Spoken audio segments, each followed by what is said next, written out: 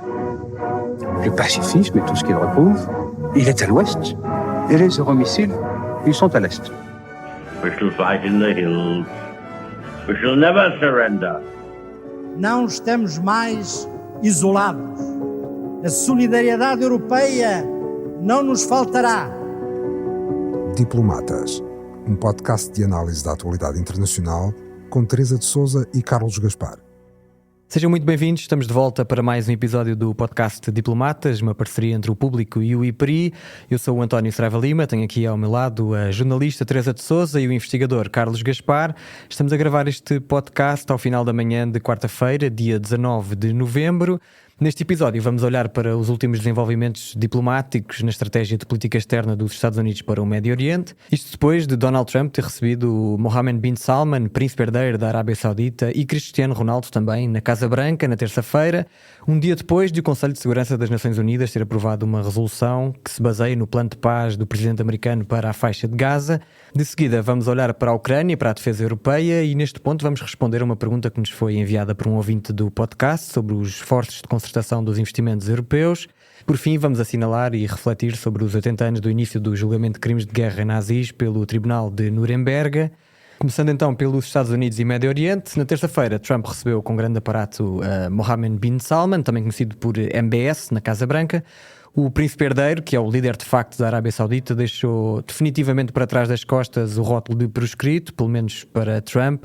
Isto no âmbito da confirmação há uns anos da própria CIA de que a MBS autorizou o assassínio do jornalista Jamal Khashoggi, um crítico do regime, que foi morto e desmembrado em 2018 no consulado da Arábia Saudita em Istambul, na Turquia. Ontem Trump ilibou, disse estas coisas acontecem. Numa visita em que a fronteira entre a diplomacia e os negócios nem sempre foi clara, o presidente americano confirmou a venda de caças F-35 para a Arábia Saudita e a MBS anunciou um investimento de $1 bilhão nos Estados Unidos, subindo da parada inicial de 600 mil milhões anunciados em maio, quando Trump esteve em Riad. Cristiano Ronaldo, capitão da seleção portuguesa de futebol e de um dos clubes financiados pelo Fundo Soberano da Arábia Saudita, também fez parte da comitiva. Carlos, o que é que lhe chamou mais a atenção nesta visita da MBS à Casa Branca? Aquilo que me chamou mais a atenção, sinceramente, foi a maneira como a mulher do Presidente dos Estados Unidos estava vestida ao lado do seu marido e do Primeiro-Ministro da Arábia Saudita. Esta visita é efetivamente importante. Depois da derrota do Irão na Guerra dos 12 Dias, há uma nova configuração da balança do poder no Médio Oriente. A Turquia, Israel e a Arábia Saudita. A Turquia é membro da Aliança Atlântica, embora por vezes se esqueça disso. Israel é o principal aliado dos Estados Unidos na região desde os anos 60.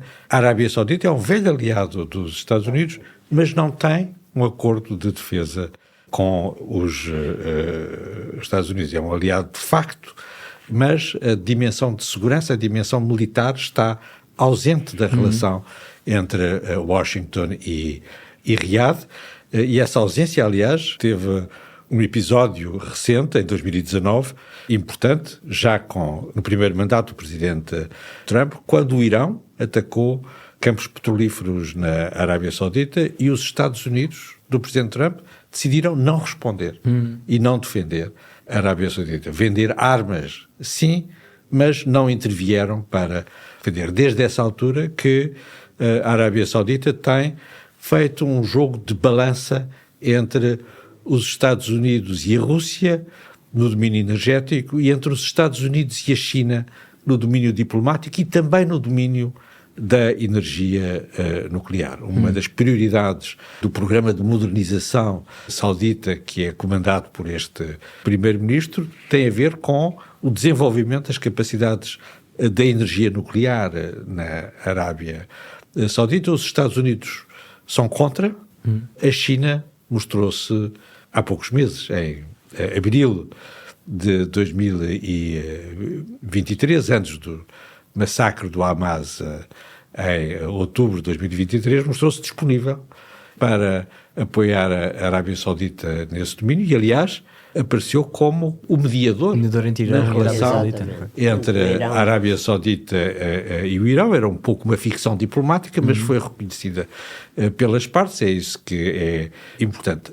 Neste momento, parece haver uma mudança de situação, desde logo, por causa da guerra dos 12 dias. Há um realinhamento da Arábia Saudita, como aliás da Turquia também, com os Estados Unidos. Há uma maior dependência de Israel em relação aos Estados Unidos. Os Estados Unidos são o que liga estas três potências e o que está em cima da mesa é, por um lado, no domínio regional, a assinatura dos acordos de Abrão pela Arábia Saudita para o reconhecimento de Israel, e esse tema está ligado à assinatura de um acordo de defesa bilateral entre os Estados Unidos e a Arábia Saudita. Ainda não há condições para a assinatura desse acordo, e esse acordo não vai ser assinado. O Presidente dos Estados Unidos ontem sublinhou com pompa e circunstância que a Arábia Saudita era aquilo que se chama oficialmente um Major Non-NATO Ally, um aliado principal dos Estados Unidos que não pertence à NATO, mas esta fórmula, inventada pelo Congresso dos Estados Unidos, significa, segundo os piores espíritos, que um Major Non-NATO Ally não é um aliado, é um Non-Ally. Os melhores espíritos dizem é quase um aliado, mas não é um aliado. Portanto, essa questão ficou em aberto, independentemente do volume dos acordos assinados no domínio tecnológico importantes, empresarial e financeiro. Essa questão continua em Mas o que é que muda aberto. do ponto de vista dos Estados Unidos para passar dessa fase em que vendia só armas para ponderar assinar um acordo de cooperação militar? Aparentemente há uma contrapartida que é a assinatura dos acordos de Abrão. E nós não sabemos qual é que é a fórmula final, não sabemos se é um tratado equivalente aos tratados da Aliança Atlântica ou aos tratados bilaterais que os Estados Unidos têm com o Japão ou a Coreia do Sul. Não conhecemos exatamente. Há um precedente que foi criado no contexto desta última crise no Médio Oriente, com os Emirados Árabes Unidos, que é uma ordem executiva do Presidente que reforça as garantias, mas é uma ordem executiva do Presidente, não é um tratado ratificado pelo Congresso. Essas questões ainda não estão, aparentemente, ou pelo menos não há informação sobre o estado em que elas estão. Tudo indica que o passo seguinte será a entrada nos acordos de Abrão, no quadro do Acordo de Paz de Sharm el-Sheikh, para avançar. É esse o plano dos acordos de Abrão desde o primeiro mandato do Presidente Trump e depois com o Presidente Biden. A assinatura dos acordos de Abrão pela Arábia Saudita deve permitir abrir o caminho para a criação de um Estado palestiniano. Teresa, nós, na véspera deste encontro na Casa Branca, os Estados Unidos conseguiram a aprovação no Conselho de Segurança de uma resolução baseada na lista de 20 pontos de Trump como condições para um plano de cessar-fogo em Gaza. Apesar das críticas, China e Rússia, membros permanentes e com poder de veto, abstiveram-se, permitindo a aprovação desta resolução. E a resolução, no fundo, volta a propor a criação de uma força internacional de estabilização temporária, diz que o financiamento para a reconstrução de Gaza virá de um fundo apoiado pelo Banco Mundial, volta a propor o tal Conselho de Paz, aquele organismo de transição que teria a missão de supervisionar um comitê palestiniano tecnocrata e apolítico, enquanto a autoridade palestiniana não concluiu o seu plano de reformas internas. Este texto também se destaca pela inclusão de referências a um Estado palestiniano independente. Eu pergunto-lhe o que é que, se estas propostas diferem de alguma maneira do plano de paz apresentado na Cimeira de Sharm el-Sheikh e, mais do que isso, o que é que o governo Trump pretendeu com esta votação? Deixa-me só dizer uma breve observação sobre a visita do Príncipe Herdeiro Saudita a Washington. Foi fácil acompanhar tudo aquilo que aconteceu, o aparato que Donald Trump organizou para receber o príncipe herdeiro, que não ia aos Estados Unidos desde 2018, quando a CIA provou com um relatório a sua implicação direta no assassínio terrível, em condições indescritíveis, de um dissidente saudita que por acaso era jornalista do Washington Post. Nunca tinha ido aos Estados Unidos, e as televisões portuguesas, porque desejavam ardentemente ver Cristiano Ronaldo entrar pela porta da Casa Branca, tiveram emissões em direto horas e horas a fio, e isso permitiu-nos ver o aparato extraordinário com cavalaria, bandeiras, etc. Até os jornais esportivos fizeram artigos ao minuto. Exatamente, que eu nunca vi organizadas para qualquer outro líder. Eu bem sei que Putin não pode ir à Casa Branca porque seria preso por qualquer tribunal norte-americano. Mas nunca vi um aparato assim para qualquer outro líder de um país aliado dos Estados Unidos. Foi um espetáculo deslumbrante, extraordinário, que tem um significado que é talvez o significado mais importante para o príncipe herdeiro e para o regime criminoso da Arábia Saudita, que é uma espécie de perdão público, de limpeza de imagem, para além dos negócios, da estratégia de Trump para redesenhar o Médio Oriente. Tudo isso é importante, mas é de facto uma imagem de limpeza pública de um regime criminoso que o presidente Biden chamava de pária, de proscrito, que é para a estratégia... Biden não apertou a mão. Não apertou a mão ao príncipe Salman, e a primeira Salman. coisa que o Trump fez à chegada foi apertar a mão. Para além de todo o aparato com que o recebeu, além das suas intenções que o Carlos explicou de redesenhar os equilíbrios no Médio Oriente, é de facto aquilo que o príncipe herdeiro saudita queria, que é limpar a imagem de um governo e de um país que tenha um nível de repressão e de direitos humanos absolutamente inaceitável, que tem uma média de 300 condenações à morte por ano. Acho que só execuções à morte por ano. Acho que só o Irão consegue ultrapassar essa meta extraordinária. E há aqui um outro aspecto que eu queria salientar antes de passar à Palestina, que naturalmente tem a ver com tudo isto.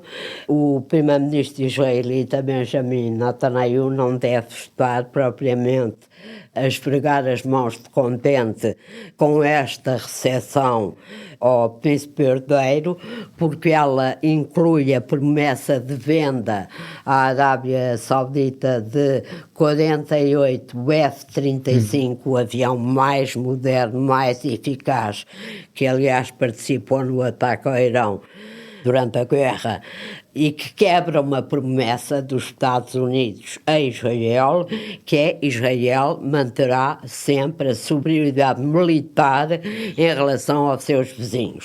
Netanyahu não está satisfeito, como não deve estar, entrando na pergunta que me fizeste, não deve estar nada satisfeito com este passo no Conselho de Segurança das Nações Unidas, que legitimou o plano de paz de Trump para o Médio Oriente.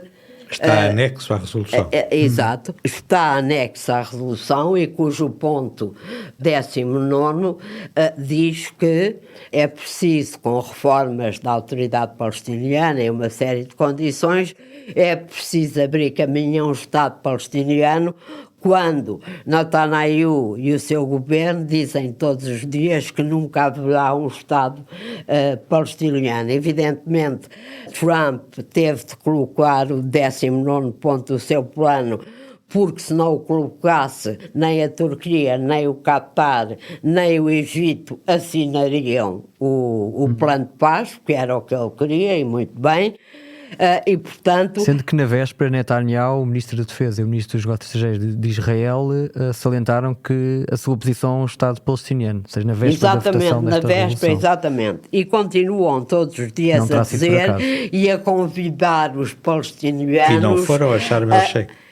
E não foram a Sharm el-Sheikh, há várias razões para isso, mas e todos os dias convidam os palestinianos a imigrarem, portanto a sua recusa em relação a um Estado palestiniano é absolutamente taxativa. Em relação, é muito importante que o Conselho de Segurança tenha sufragado o plano de paz, é muito importante. Aliás, ele foi bem recebido quando foi apresentado e assinado em Sharm el-Sheikh, como referiste.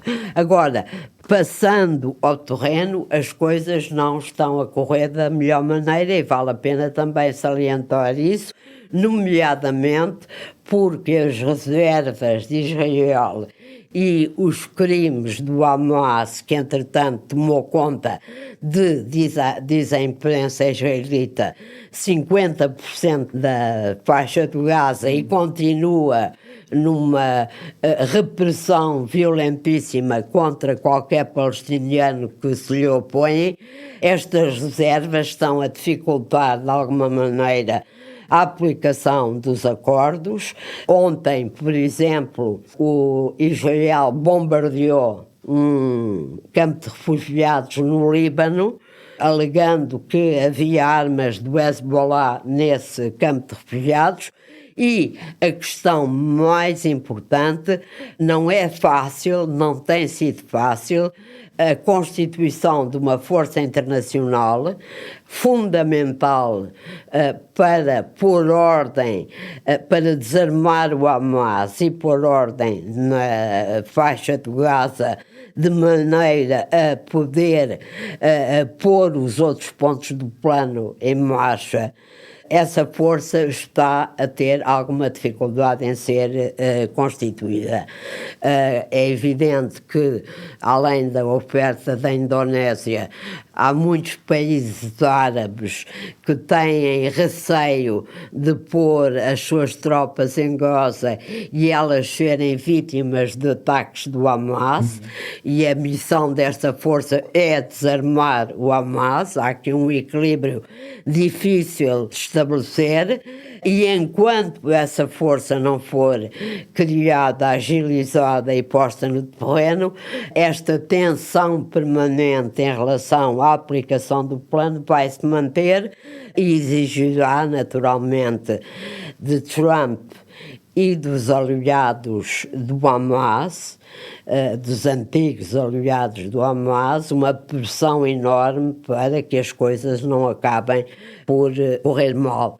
Entretanto, a situação no terreno dos palestinianos não é propriamente famosa, há dificuldades de distribuição, há dificuldades de organização, ou seja, do ponto de vista humanitário, também é preciso que as coisas aconteçam como planejado no terreno, para aliviar de alguma maneira a situação terrível humanitária que continuam a viver os palestinianos de Gaza. Carlos. Só para completar aquilo que a Teresa já disse muito bem, a Rússia e a China, que tinham ameaçado vetar a resolução, desistiram, abstiveram-se, o que é um sinal de recuo importante, e a resolução autoriza expressamente a criação da Força Internacional de Estabilização, da Força Militar Internacional, que era uma condição reclamada por alguns dos candidatos a participarem com tropas nessa missão. E como teriam o beneplácito das Nações Unidas. Há um obstáculo que foi removido no processo, que é sempre complexo. E já agora, como é que explica esse recuo chinês e russo? Perderam. Ok. Muito bem, vamos olhar aqui agora para a Europa. Ursula von der Leyen apresentou nos últimos dias as propostas da Comissão Europeia para o financiamento da Ucrânia. Esta quarta-feira vai apresentar um pacote para a indústria de defesa e mobilidade militar. E no âmbito desta discussão sobre Ucrânia e defesa, eu gostava de trazer aqui à discussão uma pergunta que nos foi enviada por um ouvinte do Diplomatas e que está relacionada com os planos de investimento na defesa europeia. O ouvinte David Pontes, não sei se conhecem, enviou-nos a seguinte mensagem. Como ouvinte semanal do podcast, gostaria de saber qual é o pensamento dos nossos dois distintos analistas sobre a existência ou não de um real esforço de concertação dos investimentos europeus em defesa. A interrogação surgiu-me depois de notícias recentes de que Espanha tenciona ampliar o seu investimento em aviões Hurjet de fabrico turco. Existe alguma esperança de que venham a existir avanços claros em áreas de maior investimento e que se consolidem como alternativas à aquisição de armamento norte-americano? Carlos? O armamento norte-americano é importante, obviamente, até porque é o mais avançado e o mais competitivo, mas segundo as últimas indicações do Instituto Estratégico de Londres, as compras de material americano representam mais ou menos 30% das aquisições militares europeias desde 2022 e que a maioria, mais de 50% do material comprado desde 2022, do material militar, é naturalmente europeu. A indústria de defesa europeia existe, ainda não é tão autónoma e tão competitiva como os bons europeus querem que ela seja, mas está no bom caminho e, de qualquer maneira, já é a principal origem dos armamentos que foram comprados desde 2022, quer para as Forças Armadas Europeias, quer para a Ucrânia, que é um dos principais receptores.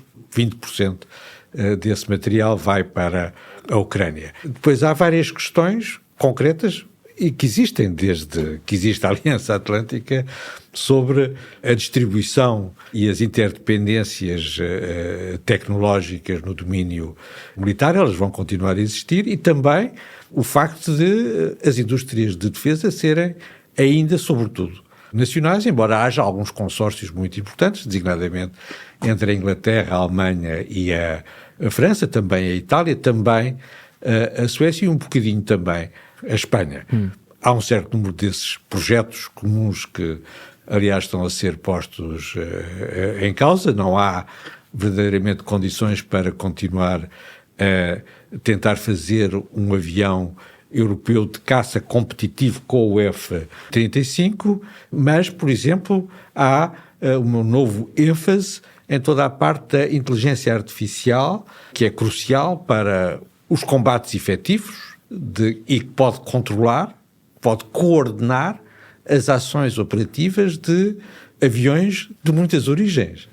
Turcos, espanhóis, suecos, franceses, alemães, americanos e por aí afora, uma vez que também não é nos próximos 10 anos que nós vamos passar a ter, todos os europeus, o mesmo avião de combate. As coisas são como são. É evidente que continua a haver duplicações e um desperdício muito importante. Custa provavelmente 20% dos orçamentos militares europeus. Podiam-se poupar 20% dos orçamentos militares europeus se houvesse uma maior articulação e uma menor duplicação, mas eu julgo que não deve ser essa a prioridade. A prioridade deve ser completar o rearmamento de maneira a que, no seu conjunto, os europeus, o exército europeu, com as suas múltiplas componentes, tenha uma capacidade de dissuasão perante uma ameaça convencional da Rússia e que haja, efetivamente, uma indústria de defesa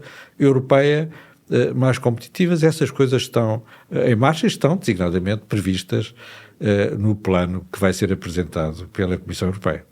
Teresa, é possível, isto tem de ser sempre feito a 27 ou, tendo em conta que os diferentes Estados-membros têm diferentes necessidades e diferentes posições sobre a própria urgência do momento, pergunto se é fundamental que isto seja feito a 27. Sim, não é fundamental que seja feito a 27. A União Europeia tem nos seus tratados as chamadas cooperações reforçadas, que tem uma especial para a defesa. Exato.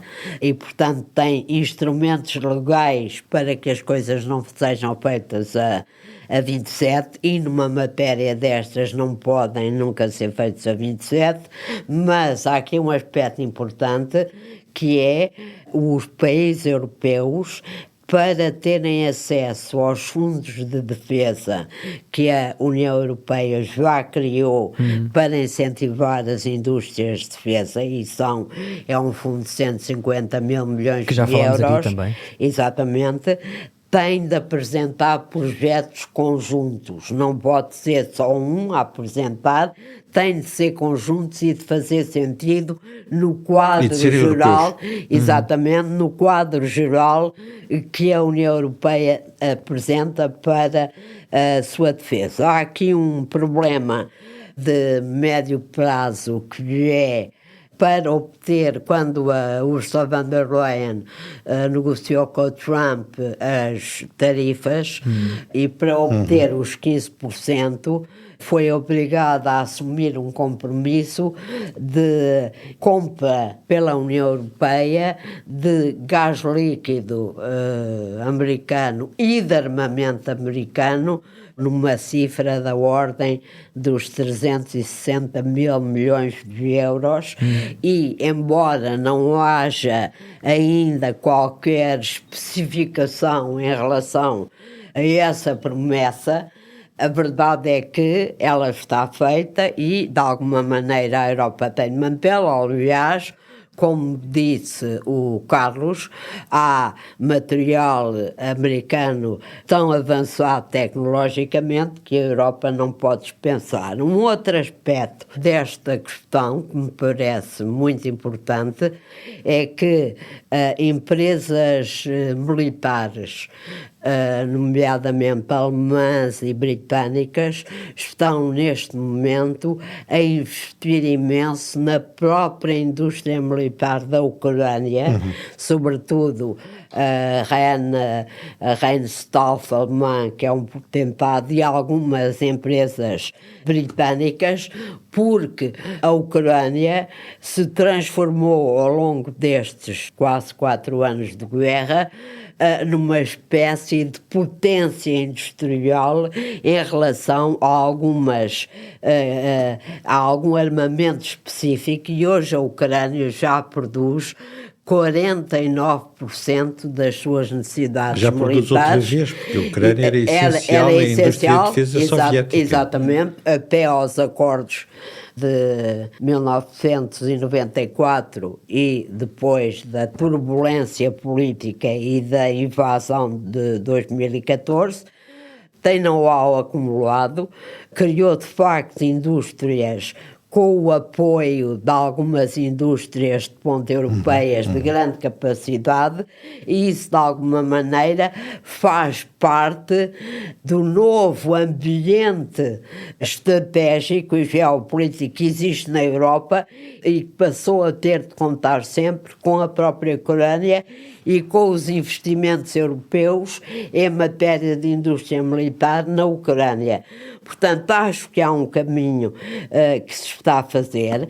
Há sinais negativos, por exemplo, a Dassault e a empresa de construção de aviões alemã quebraram um acordo há pouco tempo que tinham para a criação do tal caça europeu equivalente ao F-35 americano que o Carlos referiu. Portanto, ainda há choques nacionais grandes. A França, tal como a Inglaterra, mas a França é um grande produtor e exportador de armamento, quer de alguma maneira manter esse privilégio, e isso muitas vezes dificulta as negociações que é preciso manter na União Europeia e desenvolver na União Europeia para dotar a Europa de uma verdadeira indústria de defesa. Só vimos agora 2 exemplos: as negociações da Ucrânia com a Suécia e com a França. Com a Suécia para o fornecimento dos célebres Gripen suecos, que são aviões de combate de grande capacidade, e agora para os Rafale franceses, que são aviões também altamente sofisticados, aqueles que se aproximam mais dos americanos, e que são acordos que, no fim, vão consolidar a indústria de defesa europeia nos seus aspectos, aliás, mais avançados, como é um avião desta natureza. Muito bem, para o fim eu gostava de vos ouvir sobre os 80 anos dos tribunais de Nuremberg. Entre o dia 20 de novembro de 1945 e o dia 1 de outubro de 46, o Tribunal Militar Internacional, estabelecido pelos vencedores da Segunda Guerra Mundial, julgou dezenas de altos responsáveis militares nazis pelos crimes e por outras atrocidades cometidas pela Alemanha de Hitler no conflito. Carlos, que importância histórica tiveram estes julgamentos e que legado nos deixam até aos dias de hoje? A Hannah Arendt escreveu a certa altura que a violência, os crimes do nazismo eram de tal maneira brutais e inéditos que explodiram o direito, fizeram o direito explodir. E, portanto, foi preciso, de certa maneira, reconstruir o direito para responder, sobretudo, ao Holocausto nazi na Segunda Guerra Mundial. A reconstrução tem o seu ponto de referência nos tribunais de Nuremberg. É um tribunal internacional, é um tribunal criado por um acordo que é inicialmente subscrito pelos Estados Unidos, pela Grã-Bretanha, pela França e pela União Soviética, que apoiam a Carta do Tribunal, provam a Carta do Tribunal, a Carta de Londres, ou de Nuremberg, como ficou depois conhecida. O acordo define que se trata bem de um tribunal com juízes das 4 potências vencedoras na Europa, e a Carta define o quadro dos crimes que vão ser julgados de uma forma inovadora e, sobretudo, institucionaliza o princípio de que os indivíduos podem ser responsabilizados pelos crimes de guerra. Não é o Estado que é responsabilizado, são os indivíduos que podem ser... Os que executam, não é? Exatamente. Os executores, os responsáveis políticos, os responsáveis militares, os responsáveis administrativos podem ser individualmente penalizados por esses crimes. Os crimes de Nuremberg também têm, em parte, uma formulação original. Os primeiros, são 3 tipos de crimes que estão definidos na Carta de Londres. Os crimes contra a paz. Há um conceito muito anglo-saxónico de que houve uma conspiração contra a paz por parte no partido nazi, no Estado nazi, no exército alemão. Houve uma conspiração. Esses são os primeiros crimes. Os segundos são os crimes de guerra, mais comuns e antigos, clássicos, e depois os crimes contra a humanidade, que têm aqui pela primeira vez direito de cidade e que incluem as perseguições, o extermínio, que são cometidos durante uma guerra. Todos estes crimes têm essa moldura, são crimes cometidos durante uma guerra. E isso, obviamente, cria um quadro, princípios novos do direito internacional. Os crimes contra a humanidade, aliás, são crimes individuais, são pessoas concretas que cometem crimes contra a humanidade e cria esta nova categoria, que entretanto evoluiu em vários sentidos, uns mais polémicos, outros mais consensuais, dos crimes contra a humanidade, que deviam, a própria existência deste novo dispositivo jurídico devia ser ela própria uma forma de dissuasão dos crimes de guerra. Não podemos concluir que tenha tido toda a eficácia necessária, mas a partir de Nuremberg, e sobretudo a partir da Carta de Londres e deste acordo internacional, um novo enquadramento da resposta aos crimes de guerra, lato sensu, uma vez que é isso que está em causa em Nuremberg. Teresa? De alguma maneira, em relação àquilo que o Carlos está a dizer, o Tribunal Penal Internacional é um herdeiro atual das grandes definições que foram encontradas na Carta de Nuremberg e que presidiram aos julgamentos de 19 envolvidos nos crimes nazis. Há uma frase de um secretário de Estado norte-americano, que foi secretário de Estado democratas e republicanos, na altura em que decorriam os julgamentos, Henry Stimson, que eu acho que define... O fundador das Nações Unidas. Exatamente, que eu acho que define aquilo que aconteceu em Nuremberg e que depois, apesar de tudo, aconteceu em Jerusalém, no julgamento de Eichmann, quando o governo de Israel, Ben-Gurion, conseguiu raptar um responsável direto pelo Holocausto que tinha conseguido escapar para a Argentina. E a frase é: a nossa raiva, por mais justificada que fosse, tinha de ser sujeita à lei. Esta frase acho que é emblemática daquilo que aconteceu em Nuremberg.